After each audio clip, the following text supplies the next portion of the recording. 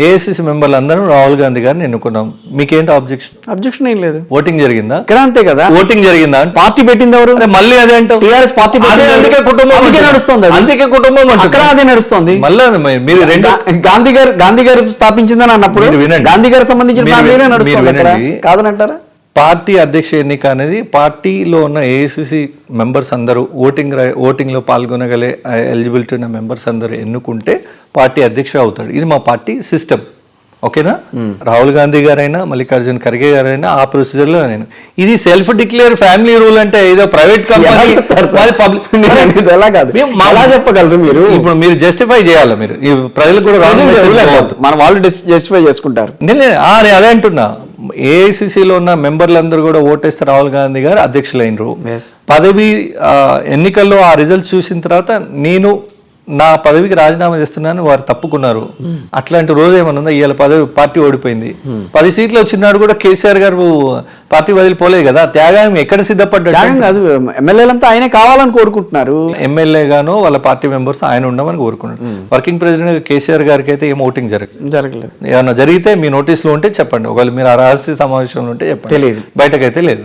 So నేనేమంటున్నా, nominate చేయడం కాదు, ఒక ప్రాసెస్లో పద్ధతిలో అయినరు. నేను మళ్ళీ అంటున్నా, గాంధీ కుటుంబము డైనాస్టీ కిందకి రాదు. ఇన్ని కేసీఆర్ గారు కానీ వారి కుటుంబ సభ్యులు కానీ ఏమన్నా త్యాగం చేశారో తెలంగాణ ఉద్యమం కోసం. ఓకే, అందరూ బాగుండాలని కోరుకుంటాం. తెలంగాణ ఈ దేశం తెలంగాణ ఏర్పడింది కేసీఆర్ గారి వల్ల కాదా? కేసీఆర్ గారు ఏంటంటే, కేసీఆర్ గారు తెలంగాణ ఉద్యమాన్ని హైజాక్ చేసిండ్రు. ఇన్నేళ్లకు అర్థమైంది ప్రజలకు. ఆనాడు 42 మంది ఎమ్మెల్యేలను మా చిన్నారెడ్డి గారి అధ్యక్షన సోనియా గాంధీ గారు కల్పించి అక్కడికి బీజం పడింది తెలంగాణ రాష్ట్ర ఏర్పాటుకు. ఉమ్మడి ప్రతిపాదనలో పెట్టడం, వాళ్ళు మాతో అలయన్స్గా రావడం, వాళ్ళు ఏమైనా డెత్ బెడ్ మీద ఉండి ఐసీయూలో ఉంటే మేము వాళ్ళకి వెంటిలేషన్ మీద ఉంటే మేము వాళ్ళకి ఆక్సిజన్ ఇచ్చి బతికిస్తే ఈరోజు మా పార్టీనే ఖతం చేయాలనే కుట్రలు చేసిండు కేసీఆర్ గారు. ఇవన్నీ కాంగ్రెస్ పార్టీ ఏమీ అంత ఈజీగా తీసుకోదు. సరే, వాట్ ఎవర్, ఆ మూలాలన్నిటి పోకుండా కాంగ్రెస్ పార్టీ అంటే త్యాగం ఉండి, నాడు నెహ్రూ గారైనా గాంధీ గారైనా ఇందిరాగాంధీ గారైనా రాజీవ్ గాంధీ గారు వీళ్ళ త్యాగాలను అయితే మీరు తప్పు పట్టట్లేదు కదా, తక్కువ చేయట్లేదు కదా. ఇక మాట్లాడే మూర్ఖులకు ఈ అవగాహన లేక కాదు, తెలిసి కూడా ప్రజల్ని కొత్తగా వచ్చే యంగ్ జనరేషన్ కి గతం ఏంటో తెలియకుండా వేస్తున్నటువంటి గేమ్స్ ఇవి. ఏంది ఆర్ఎస్ఎస్ ఈ దేశ స్వాతంత్రం తర్వాత మొదటి ఉగ్రవాద సంస్థగా బ్యాన్ చేయబడింది ఈ దేశంలో. మరి అదే ఆర్ఎస్ఎస్ గురించి రేవంత్ రెడ్డి గారు మొన్న పార్లమెంట్ లో మాట్లాడారు, ఆర్ఎస్ఎస్ పుట్టుక గురించి. తెలంగాణలో తెలంగాణను బాగు చేయమన్నాడు. కనీసం మీకు విశ్వాసం అన్న ఉండాలి. ఆయన మొదటి నుంచి ఒకరు పనిచేస్తున్నవాడు. అదంతా బోల్డ్ అని వచ్చినాయి మొన్న. నేనేమంటున్నా, అదంతా జాగృతి లాంటి పత్రికలు ఆయన పని చేశారన్న విషయం వచ్చింది. ఆయన ఐడియాలజీ ఆయనది కూడా అంతే అని వచ్చింది. నేను ఒకటి అడుగుతాను, మీరు ఇనిషియల్ గా ఒక న్యూస్ ఛానల్లో పనిచేశారు, ఆ తర్వాత మీరు ఇంకో న్యూస్ ఛానల్ పనిచేశారు, ఆ తర్వాత మీరు ఇప్పుడు ఇంటర్వ్యూ చేస్తున్నారు. మీరు గతంలో ఎందుకు ఆ రోజు పరిస్థితుల్లో ఆ రోజు పనిచేసిన, ఈ రోజు ఏంటి వాట్ యు ఆర్ టుడే అది నేను ఎందుకు చెప్పిన ఇది అంటే, ఏదైతే గాంధీ హత్య అనంతరము ఆ గాడ్సేని దృష్టిలో పెట్టుకొని ఆయన మొత్తం వ్యవహారం అంతా బయటికి లాగితే ఆర్ఎస్ఎస్ ట్రైన్ అనే ఒక ఈ సమాచారం కాంగ్రెస్ వల్లభాయ్ పటేల్ కాంగ్రెస్ పార్టీ వాళ్ళు పెట్టిన సర్దార్ అదే కాంగ్రెస్ పార్టీ అంటావనే నేను ఇది డీటెయిల్ గా చెప్తున్నా. ఏ సర్దార్ వల్లభాయ్ పటేల్ కు మీరు అత్యంత పెద్ద విగ్రహం పెట్టి పూజలు చేస్తున్నారో ఆ సర్దార్ వల్లభాయ్ పటేలే మీ మాతృ సంస్థ. బీజేపీ అనే దానికి మాతృ సంస్థ. బీజేపీ ఓన్లీ రాజకీయం ఫేస్, పొలిటికల్ ఫేస్ మాత్రమే. ఆర్ఎస్ఎస్ అనేది మాతృ సంస్థ. యాక్చువల్ ట్రీ ఆర్ఎస్ఎస్, దానికి వింగ్స్ ఇవన్నీ ఈ ఉన్నాయని. బీజేపీ దాని పొలిటికల్. ఎన్ఎస్ఏలో ఉన్నప్పుడు ఏబీపీ గురించి కొంచెం ఎప్పుడు ఆలోచించారా? లేదండి. నేను చెప్తున్నా, I'm never in to that ideology. నేను దేవుణ్ణి నమ్ముతా, నేను దేవుని పూజిస్తాను. వాళ్ళు దేవుణ్ణి నమ్మేది దేవుని గురించే చెప్తారు. దేవుని నమ్మండి కానీ దేవుని నమ్మకండి అంటున్నా. రాజకీయాల కోసం దేవుని నమ్మకండి అంటున్నా. అది వాళ్ళు చేస్తున్న తప్పు.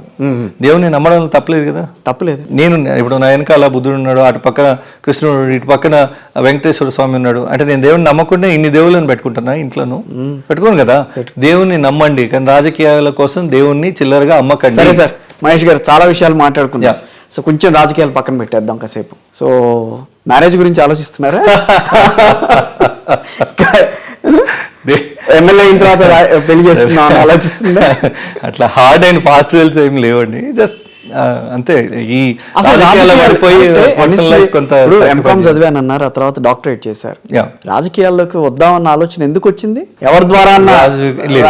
లాక్కు రాబడ్డారా? మీ అట్లా ఫాదర్ వైపు కానీ వాళ్ళు ఎవరన్నా లేదు. రాజకీయ నేపథ్యం ఉందా ఎవరికన్నా? లేదు, ఎవరికి లేదు. నాది వ్యవసాయ కుటుంబం బేసిక్గా. మా నాన్నకి పాలిటిక్స్ ఏం సంబంధం లేదు. కొడుక? మా సిస్టర్ కూడా మ్యారీడా? లేదు. Okay. So younger sister. So రాజకీయాల్లో ఏ రకమైనటువంటి బ్యాక్గ్రౌండ్ నాకు లేదు.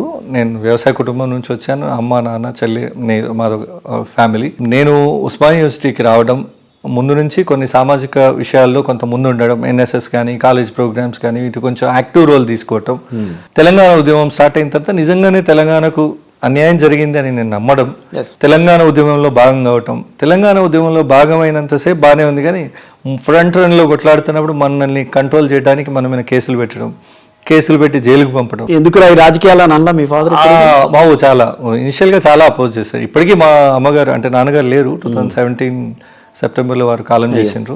సో అమ్మగారికి ఇప్పటికీ మనసులో ఎక్కడో ఉంటుంది రాజకీయాల్లో ఈయన అనవసరంగా పోయిండేమో అని. అంటే మామూలుగా తల్లులు ఏంటంటే తెల్లాలేస్తే ఏంట్రా ఈ గోల, పొద్దున్నే లేవాలి, ఓ ప్రశాంతత లేని జీవితం, పండుగ అంటే ఇక్కడ ఏదో మీటింగ్ అని చెప్తాం, దగ్గర వాళ్ళ ఫంక్షన్ అంటే ఇక్కడ టైట్ స్కెడ్యూల్ ఉంటుంది. ఆబ్వియస్ మనం పార్టీకి ఫుల్ టైం వర్క్ చేస్తున్నాం కదా, పార్ట్ టైం ఏదో కంబైన్ గోలాగా అదో అప్పుడో ఇప్పుడో వచ్చి 26 జనవరికి 26 జనవరి 15 ఆగస్టుకి సెల్యూట్ కొట్టే బ్యాచ్ కాదు. ఫుల్ టైం పార్టీ కోసం డెడికేట్ చేస్తున్నాం కాబట్టి దగ్గర మన ఫ్యామిలీ మెంబర్స్లో క్లోజ్ రిలేటివ్స్లో ఏదైనా ఫంక్షన్ ఉన్నా పోలేని పరిస్థితి, ఏదైనా పండుగలైనా కలిసి నలుగురు అంటే ఫ్యామిలీ మెంబర్స్ కలిసి తృప్తిగా భోజనం చేద్దామన్నా కూడా ఉండని పరిస్థితి.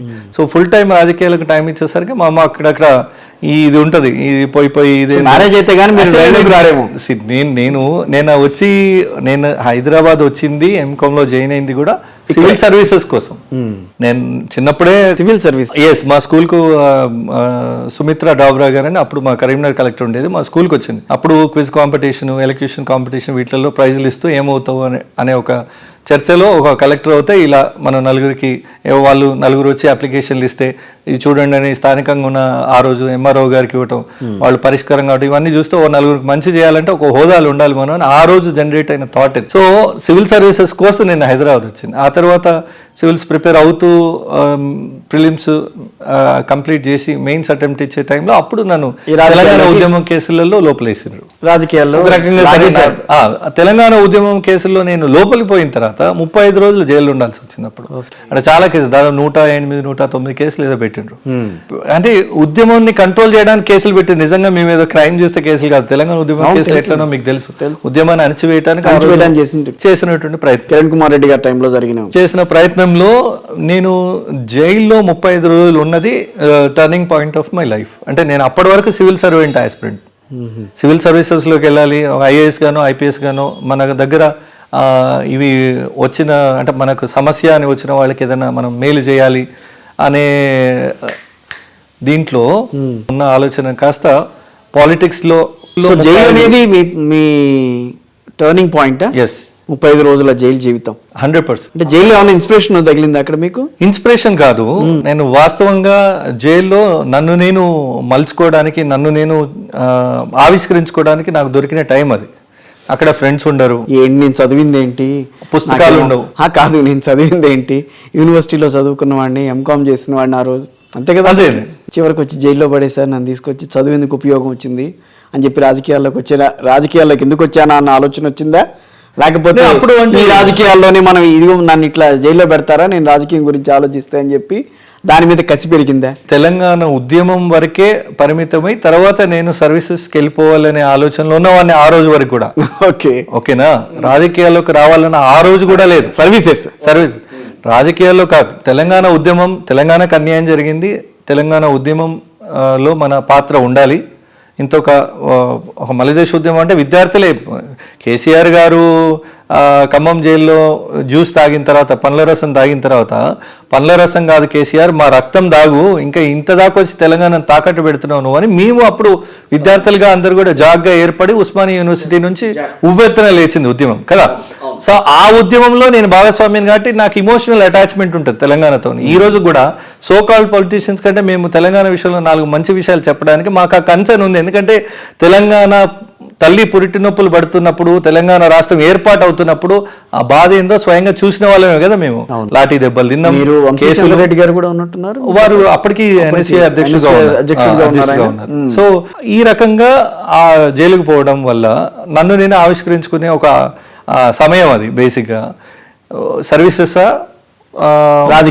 పాలిటిక్స్. ఎందుకంటే అప్పటికి తెలంగాణ వస్తది అనే నమ్మకం ఎవరికి రెండు ప్రజాసేవేగా, రెండు ప్రజాసేవే, కానీ చాలా డిఫరెన్స్ ఉంది. సివిల్ సర్వీసెస్ అనుకొని పబ్లిక్ సర్వీస్ లో ల్యాండ్ అయినాను. సివిల్ సర్వీసెస్ అంటే మనం ఉద్యోగం వచ్చే వరకు కష్టపడితే చాలు, తర్వాత లైఫ్ అంతా మీకు తెలుసు. సివిల్ సర్వీస్ అంటే ఆ సొసైటీలో డాబు దర్పం సొసైటీలో ఎవరు వచ్చినా వాళ్ళు ఒక సిగ్నేచర్ చేస్తే వాళ్ళకి మంచి బాగుండేది. మహేష్ గారిని వాళ్ళ వేరే రకంగా చాలా మంది అలా నా వెల్ విషర్స్, మా ప్రొఫెసర్స్ వీడేంట్రా వీడేదో మేము అంటే సరే ఇప్పుడు వాళ్ళు రియలైజ్ అయ్యారు, నువ్వు ఇది తీసుకోండి కరెక్ట్, ఎందుకంటే వాళ్ళకు కూడా కొన్ని లిమిటెడ్ పవర్సే ఉన్నాయి.